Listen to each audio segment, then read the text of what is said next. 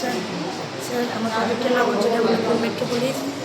So এই প্রজেক্টের প্রথমে যে অংশটা আছে সেটা হচ্ছে আর্থওয়ার্ক, প্রোটেক্টিভ হাউস, তারপরে আছে এখানে ফ্যাক্টরি, এখানে আছে রিভার ওয়াটার ফিল্টার, এখানে আছে সোলার প্যানেল, আর এটা হচ্ছে আমার পাওয়ার সেভিং স্টেশন ট্যাঙ্ক, আর এটা ভার্টিক্যাল ফার্মিং।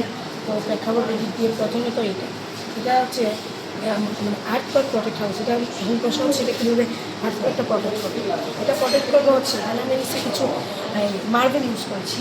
সো এটা জাপান ইউজ করা হয়, কারণ আমরা জানি সবচেয়ে বেশি ভূমিকম্প হয় কিন্তু জাপান। তো যেহেতু জাপানের ইউজ করা হয়, তো আমরা যদি দেখি ধরেন এটা হচ্ছে আমার ভূমি, এটা হচ্ছে আমার ঘর।